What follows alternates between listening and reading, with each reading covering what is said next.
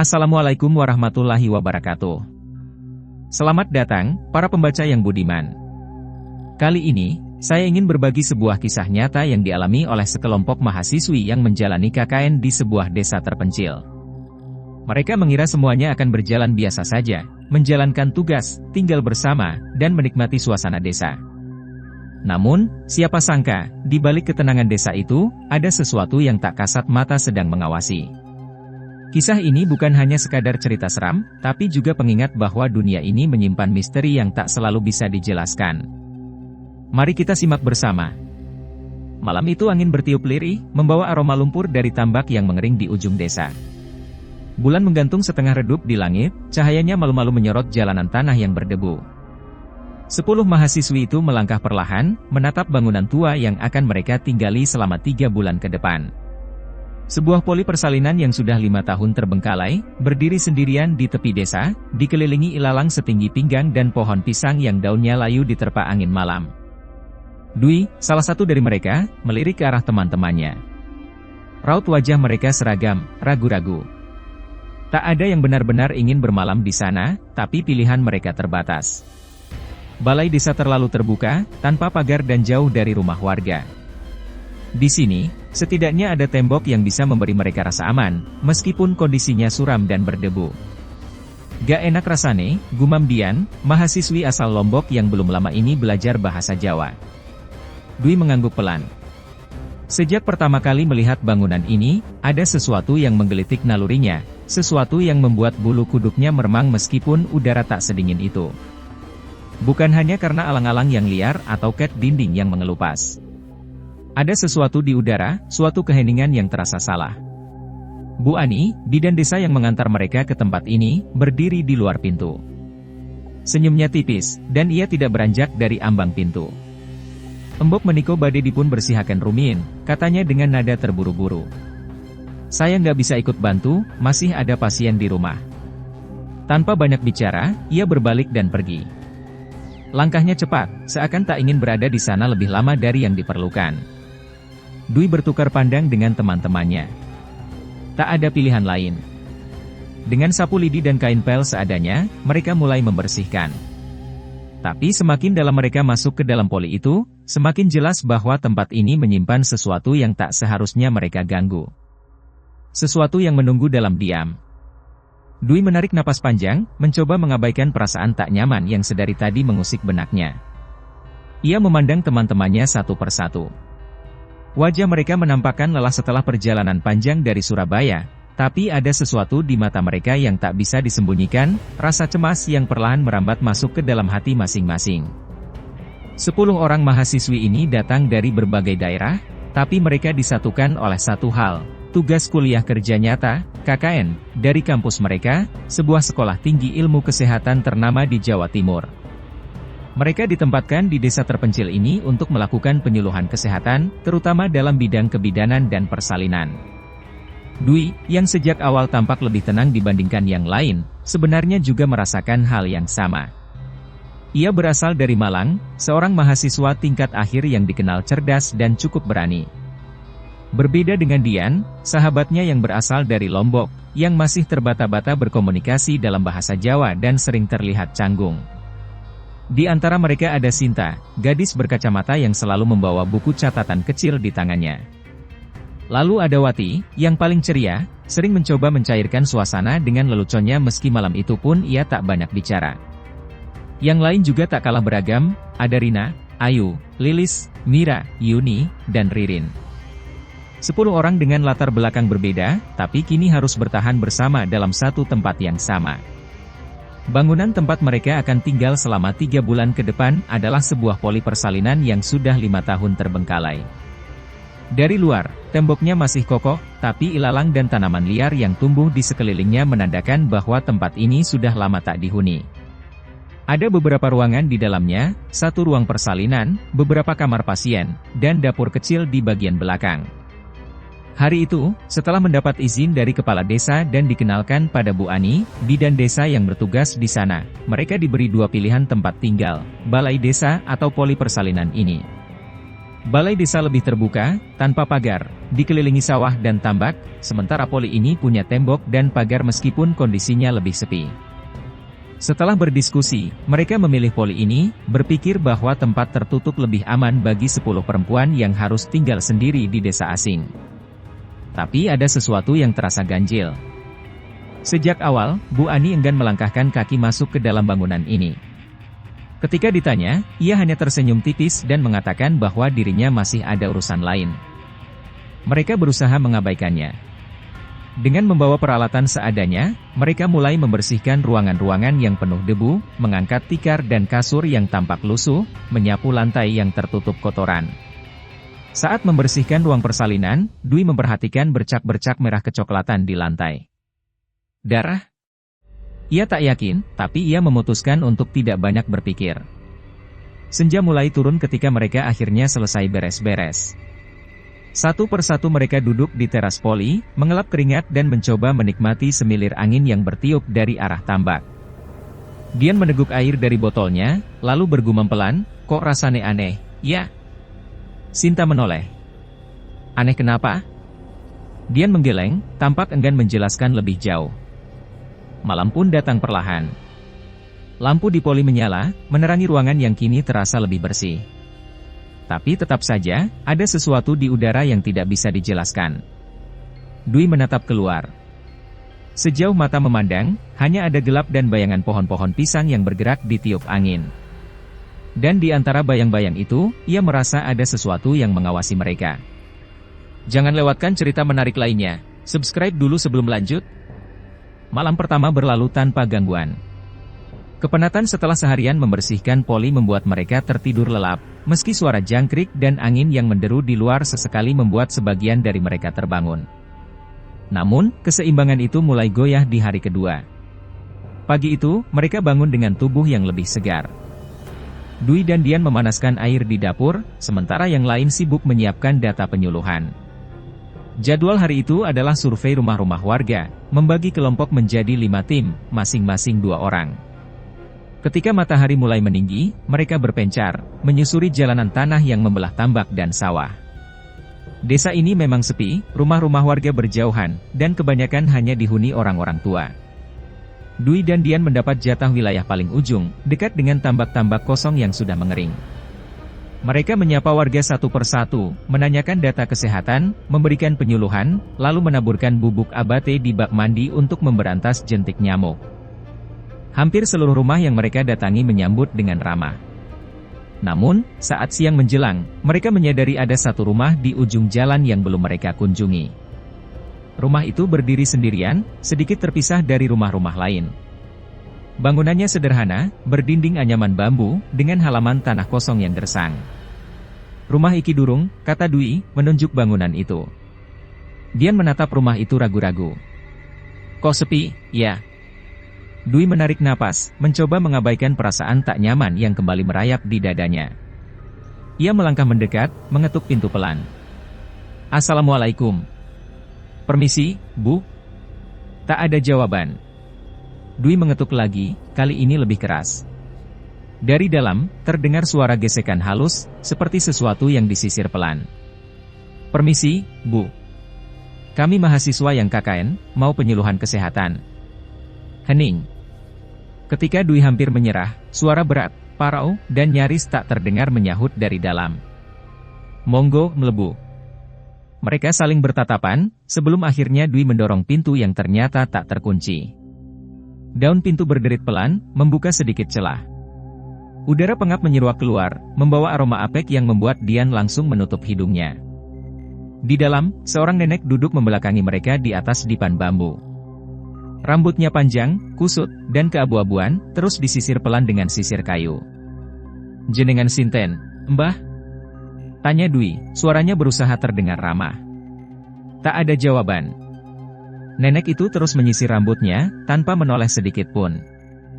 Dwi melangkah lebih dekat, mencoba mengabaikan hawa dingin yang tiba-tiba menyelusup di sela-sela ruangan.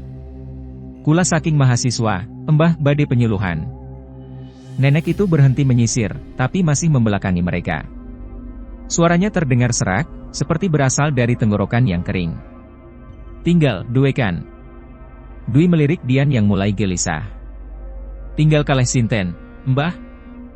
Doekan. Hanya itu yang keluar dari mulut nenek itu, diulang-ulang seperti mantra. Mereka berusaha menyelesaikan tugas secepat mungkin, menaburkan bubuk abate di kamar mandi yang gelap dan lembab, lalu pamit dengan perasaan lega. Nenek itu masih duduk di tempat yang sama, tanpa pernah menoleh sedikit pun.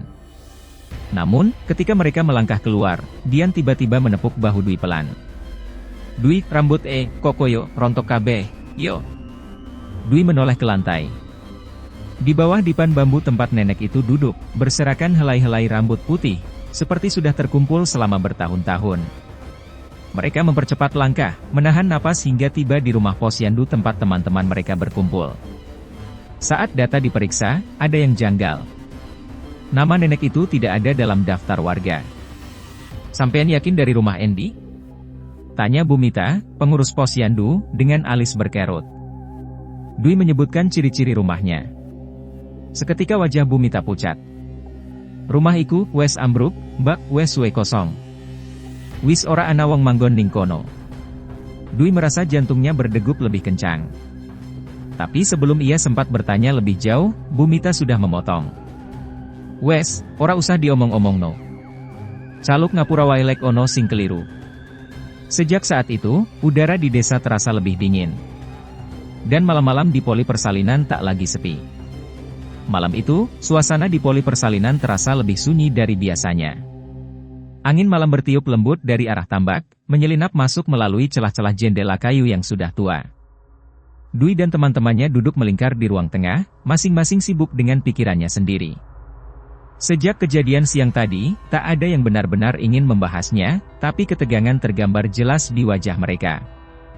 Dian menyesap teh hangatnya perlahan, matanya sesekali melirik ke arah jendela. Menurutmu, siang tadi kita ketemu opo, Dwi? Bisiknya pelan. Dwi menggeleng samar. Sejujurnya, ia juga tak tahu. Rasanya mustahil mereka membayangkan hal yang sama. Rumah itu ada, nenek itu ada. Mereka masuk, berbicara, melihat langsung, bahkan menaburkan bubuk abate di kamar mandinya. Tapi jika kata Bu Mita benar, rumah itu seharusnya tak ada. Aku ya ora ngerti, Dian, jawab Dwi akhirnya. Tapi rasanya ora enak. Sinta, yang dari tadi diam, akhirnya bersuara. Jangan-jangan kita salah rumah? Aku yakin itu rumah yang kita masuki tadi, sela Dian cepat. Malah aku isi inget rambut sing rontok kui. Ucapan itu membuat semuanya terdiam. Tiba-tiba, angin bertiup lebih kencang, membuat dedaunan pisang di luar berkibar keras. Seperti ada sesuatu yang bergerak di antara bayangan pohon-pohon itu. Malam pertama setelah kejadian itu berjalan tanpa gangguan berarti, meskipun sebagian besar dari mereka sulit tidur. Namun, di malam kedua, semuanya mulai berubah. Malam kedua, pintu yang bergerak sendiri. Sekitar pukul 11 malam, Dwi terbangun oleh suara aneh. Awalnya, ia mengira itu hanya suara angin yang menerpa jendela, tapi suara itu terus berulang, derit kayu yang dipaksa bergerak. Dwi menegakkan tubuhnya, menajamkan pendengarannya. Krek, krek. Suara itu berasal dari arah dapur. Dwi menoleh ke kanan dan melihat Dian masih tertidur di sebelahnya. Teman-temannya yang lain juga tampaknya masih terlelap, meski beberapa terlihat gelisah dalam tidur mereka. Perlahan, Dwi bangkit dari kasurnya, berhati-hati agar tidak membangunkan yang lain. Ia berjalan ke arah dapur dengan langkah ringan, menahan napas setiap kali lantai kayu berderit di bawah kakinya. Begitu sampai di ambang pintu dapur, ia membeku. Pintu belakang poli, pintu kayu yang biasanya selalu tertutup rapat, bergerak pelan, terbuka sedikit demi sedikit, seperti ada seseorang di luar yang mendorongnya dari balik kegelapan. Dwi tak bisa bergerak. Jantungnya berdetak cepat, telapak tangannya mulai berkeringat. Dalam hati, ia berharap ini hanya permainan angin. Namun, harapannya hancur ketika ia melihat sesuatu di luar. Di tengah gelapnya halaman belakang, di antara bayangan pohon pisang yang melambai-lambai tertiup angin, berdiri sosok seseorang. Rambutnya panjang, acak-acakan. Bajunya lusuh, seperti kebaya tua yang sudah lama tak dicuci. Sosok itu berdiri diam di balik pagar, wajahnya tak terlihat jelas dalam gelap. Tapi Dwi bisa merasakan tatapan itu, tatapan yang dingin dan kosong, menusuk langsung ke dalam dirinya.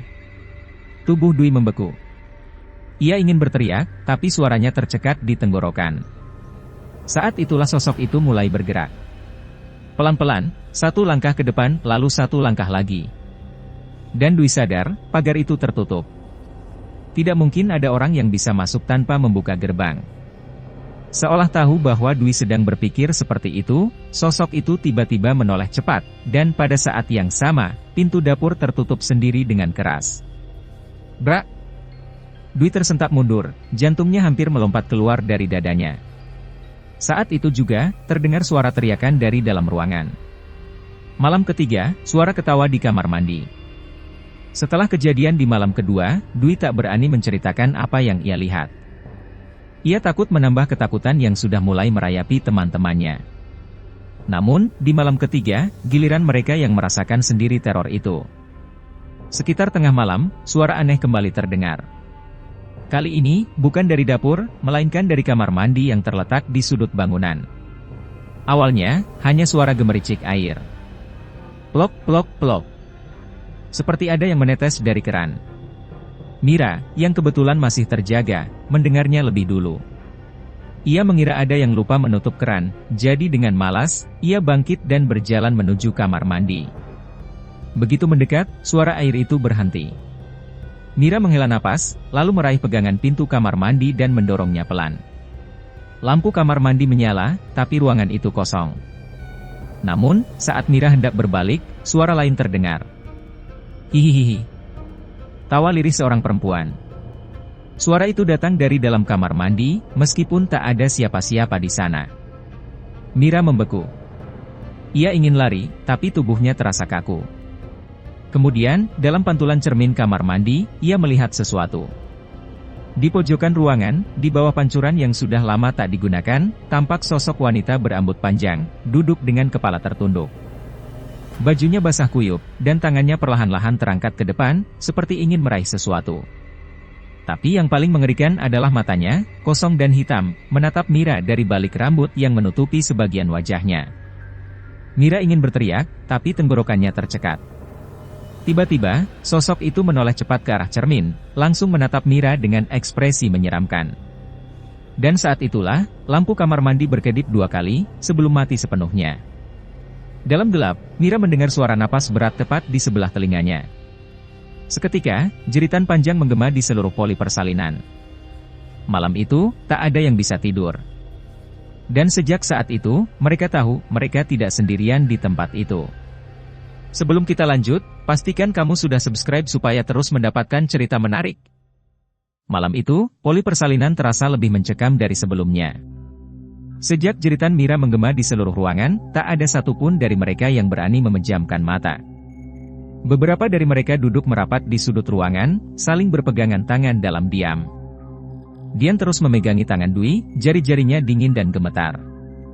Sinta, yang sejak awal tampak paling tenang, kini wajahnya pun tampak pucat. Kita harus keluar dari sini, suaranya lirih, nyaris tak terdengar. Tapi kemana? Poli ini berdiri di tengah desa, dikelilingi tambak dan sawah. Malam sudah terlalu larut untuk mencari tempat lain, dan mereka tak punya cukup keberanian untuk berjalan keluar dalam gelap. Kita bertahan sampai pagi, ujar Dwi akhirnya, meski dalam hatinya ia pun tak yakin bisa melewati malam ini. Angin malam kembali berembus dari celah-celah jendela kayu. Pohon pisang di luar tampak bergoyang-goyang, menciptakan bayangan-bayangan hitam yang bergerak di dinding poli. Di antara desiran angin, samar-samar terdengar suara lain. Seseorang sedang berjalan di luar. Langkahnya perlahan, menyeret di atas tanah, mendekati pintu depan. Dwi menahan napas. Teman-temannya juga mendengar suara itu. Semua mata kini tertuju ke pintu depan, tempat suara langkah itu berhenti. Hening. Tiba-tiba, pintu poli diketuk. Tok. Tok. Tok. Ketukan pertama pelan, seolah ragu. Tok. Tok. Tok. Ketukan kedua lebih keras. Sinta menutup mulutnya dengan kedua tangan, menahan isakan. Dian menatap Dwi dengan tatapan takut, berharap ada jawaban. Tolong jangan dibuka, suara Ayu bergetar, hampir menangis. Tak ada yang bergerak. Namun, tiba-tiba, brak! Pintu terbanting keras dari luar. Angin malam menerobos masuk, membawa bau apek dan tanah basah. Di ambang pintu, berdiri sosok yang tak mereka harapkan untuk melihat lagi. Nenek itu. Ia berdiri diam, rambutnya acak-acakan, kebaya lusuhnya melambai-lambai tertiup angin. Tangannya kurus dan panjang, menggantung di sisi tubuhnya. Mulutnya menyeringai, tapi yang lebih menakutkan adalah matanya, kosong, hitam legam, seperti lubang yang menghisap cahaya. Seketika, suasana di dalam poli berubah drastis. Udara menjadi berat, seakan-akan sesuatu sedang menekan dada mereka. Mira, yang sejak tadi hanya bisa diam, tiba-tiba menjerit keras. Dia datang! Dia datang! Tanpa aba-aba, lampu di poli berkedip cepat, lalu padam sepenuhnya. Kegelapan menyelimuti ruangan. Di tengah keheningan yang mencekam, terdengar suara lain. Suara seretan kaki di lantai. Suara seseorang berjalan masuk. Dwi meraba-raba dalam gelap, tangannya mencari pegangan. Tapi sebelum ia sempat melakukan sesuatu, tiba-tiba ia merasakan sesuatu di bahunya, seperti jari-jari kurus yang dingin menyentuh kulitnya. Seketika, ia berbalik dengan napas tersengal. Dalam kegelapan, ia bisa melihatnya. Sosok itu berdiri sangat dekat. Wajahnya yang keriput hampir menempel di wajah Dwi, mulutnya menyeringai lebih lebar, menampilkan gigi-gigi hitam yang berlumuran sesuatu yang menyerupai darah. Buka pintu, bisiknya dengan suara serak. Dwi ingin menjerit, tapi suaranya hilang. Tubuhnya terasa lumpuh. Tiba-tiba, suara keras menggema di seluruh ruangan. Brak! Salah satu ranjang di ruangan itu terjungkal sendiri. Barang-barang berjatuhan. Teman-temannya berteriak histeris, beberapa lari ke sudut ruangan sambil menangis ketakutan. Namun, Dwi masih berdiri di tempatnya. Sosok itu kini semakin dekat. Napasnya terdengar kasar, seperti suara seseorang yang berusaha berbicara dengan tenggorokan kering. Tangan kurusnya terangkat, menuju leher Dwi. Dwi tak bisa bergerak. Namun, sebelum sosok itu sempat menyentuhnya, terdengar suara lain. Sebuah doa. Qul a'udzu birabbil falaq. Dian, meskipun gemetar ketakutan, berusaha membaca ayat suci dengan suara pelan tapi tegas.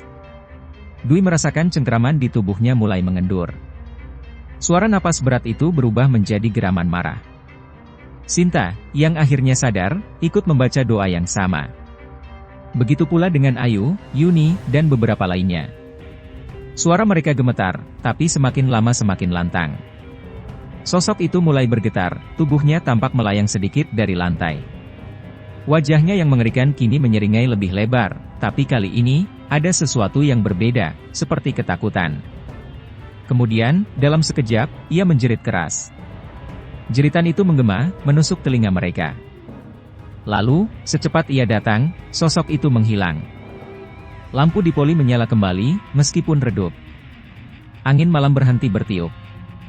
Suasana kembali sunyi, seolah tak pernah terjadi apa-apa. Tapi mereka semua tahu, mereka hampir tidak selamat. Dwi jatuh terduduk, nafasnya masih tersengal. Ia menatap teman-temannya yang kini saling berpelukan dalam diam. Malam itu, mereka semua sadar. Mereka harus keluar dari tempat ini. Pagi datang dengan lambat. Sinar matahari pertama yang masuk melalui celah jendela seakan membawa sedikit kelegaan bagi mereka yang semalaman tak bisa tidur. Tapi meski hari sudah terang, hawa dingin yang menyelimuti poli persalinan masih terasa, seolah-olah sisa-sisa kehadiran sesuatu yang tak terlihat belum sepenuhnya hilang. Dwi duduk bersandar di dinding, matanya menatap kosong ke arah lantai.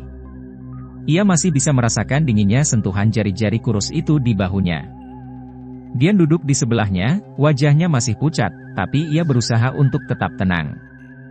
Sinta mengusap wajahnya yang basah oleh keringat, sementara yang lain sibuk membereskan barang-barang mereka dengan tangan gemetar. Tak ada lagi yang ingin tinggal di tempat ini, bahkan untuk satu malam saja.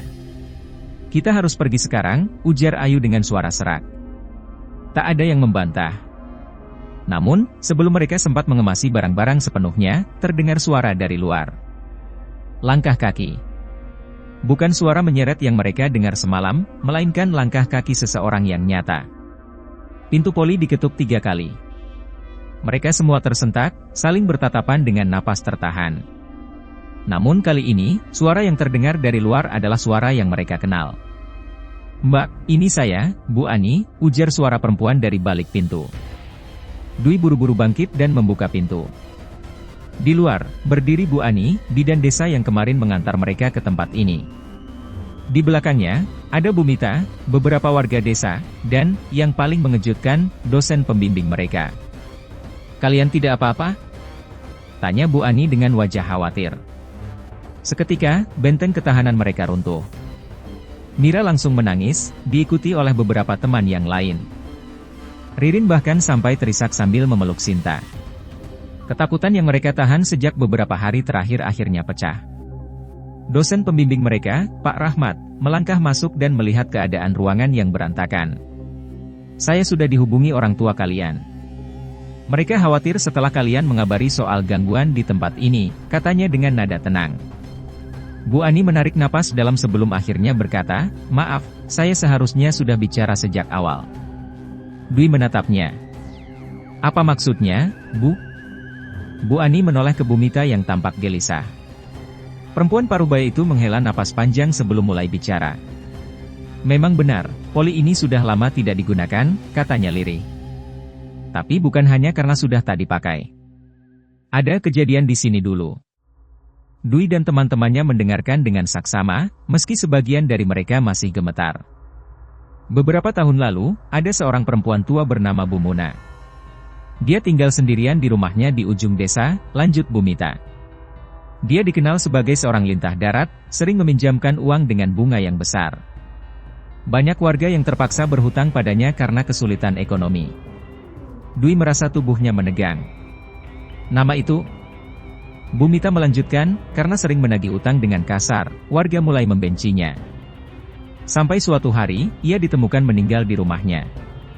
Beberapa orang bilang, ia jatuh dan kepalanya terbentur. Tapi ada juga yang percaya, kalau dia sengaja dibiarkan mati tanpa ada yang menolong. Suasana menjadi lebih dingin seketika. Rumahnya dibiarkan kosong bertahun-tahun sampai akhirnya roboh. Sejak itu, warga sering melihat bayangannya berkeliaran di sekitar tempat rumah itu dulu berdiri. Bahkan, ada beberapa yang mengaku melihatnya di poli ini. Dian memeluk lengannya sendiri. "Berarti, yang kita lihat selama ini?" Bu Ani mengangguk. "Kalian masuk ke rumah yang sebenarnya sudah tidak ada. Dan kalian bertemu dengan seseorang yang seharusnya sudah lama pergi." Hening. Tidak ada yang tahu harus berkata apa.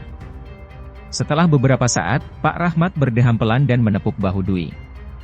"Kalian tidak perlu tinggal di sini lagi. Saya sudah berbicara dengan pihak kampus. Kita akan memindahkan kalian ke desa lain yang lebih dekat dengan pemukiman warga." Mendengar itu, Dwi dan teman-temannya akhirnya bisa bernapas lega.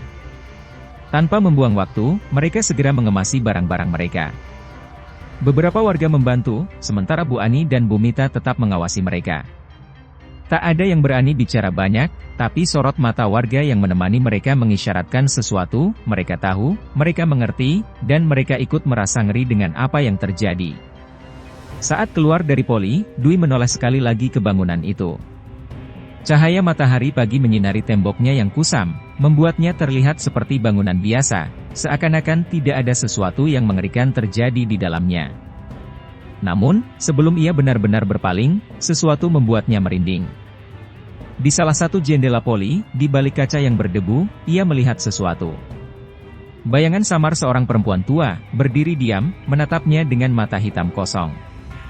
Ia tersenyum tipis, lalu menghilang. Dwi menelan ludah dan cepat-cepat berpaling. Saat mereka melangkah menjauh, meninggalkan bangunan itu, satu hal terlintas di benaknya. Mereka mungkin pergi dari tempat ini. Tapi sosok itu masih ada. Dan mungkin akan selalu ada. Makin penasaran kan? Subscribe dulu biar gak kelewatan kelanjutan ceritanya. Beberapa hari setelah mereka meninggalkan desa, kehidupan perlahan kembali normal. Dwi dan teman-temannya dipindahkan ke lokasi KKN baru, sebuah desa yang lebih ramai dan dekat dengan pemukiman warga.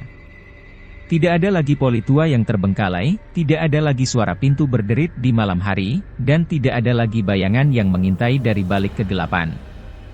Namun, meskipun mereka telah meninggalkan tempat itu secara fisik, bayang-bayang teror dari desa sebelumnya masih menghantui benak mereka. Malam-malam mereka masih diselingi mimpi buruk. Terkadang, Dwi terbangun dengan tubuh basah oleh keringat, napas tersengal-sengal, seolah-olah ia masih bisa merasakan dinginnya udara di dalam poli tua itu. Dian juga mengaku sering mendengar suara ketukan samar di jendela kamarnya, padahal ia tinggal di lantai 2 kosnya. Yang paling parah adalah Mira. Sejak kejadian malam itu, ia berubah menjadi lebih pendiam. Ia sering melamun dan menolak berbicara terlalu banyak. Suatu malam, saat mereka sudah kembali ke kota, Mira mengirim pesan suara ke grup mereka. "Sumpah, aku tadi dengar suara tawa itu lagi," bisiknya dengan nada ketakutan. Suara yang sama kayak di kamar mandi waktu itu. Pesan itu membuat mereka semua terdiam.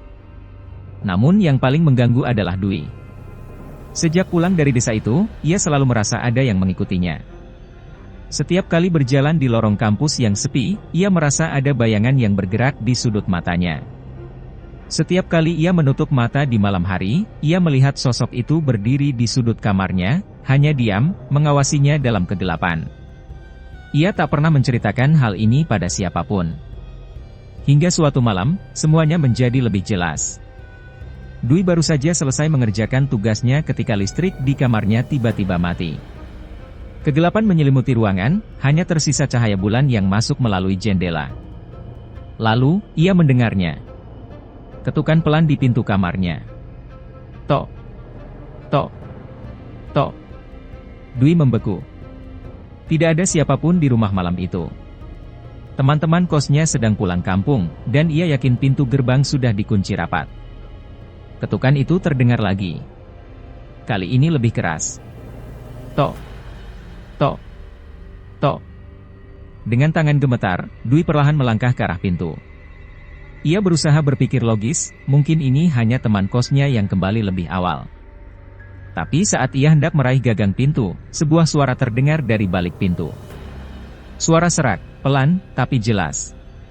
"Buka, buka, pintu." Darah Dwi langsung membeku. Ia mengenali suara itu. Dwi mundur perlahan, berusaha menahan napas. Namun sebelum ia bisa bereaksi lebih jauh, sesuatu bergerak di sudut ruangan. Dengan ekor matanya, ia melihatnya. Di pojokan kamarnya, dalam bayangan yang pekat, berdiri sosok itu. Rambutnya panjang dan acak-acakan, bajunya lusuh dan berdebu. Ia berdiri diam, kepalanya sedikit miring, menatap Dwi dengan mata hitam legam yang kosong. Lalu, perlahan, ia tersenyum. Dwi ingin menjerit, tapi suaranya tercekat. Tubuhnya membeku di tempat. Dalam hening yang mencekam, sosok itu mengangkat tangannya, sama seperti di poli tua itu, dan menunjuk ke arah pintu. Dan di luar, suara ketukan kembali terdengar. Tok, tok, tok. Sejak malam itu, Dwi tidak pernah bisa benar-benar lepas dari teror itu. Karena terkadang, bahkan setelah segalanya berlalu, beberapa hal tidak pernah benar-benar pergi. Namun, benarkah semuanya sudah selesai? Beberapa hal memang bisa ditinggalkan, tapi tidak semuanya bisa benar-benar pergi. Semoga kisah ini menjadi pelajaran bagi kita semua untuk selalu berhati-hati dalam melangkah, terutama saat berada di tempat asing. Jangan gegabah, dan jangan selalu mengikuti rasa penasaran. Terima kasih telah membaca, semoga kita semua selalu dalam lindungannya. Wassalamualaikum warahmatullahi wabarakatuh.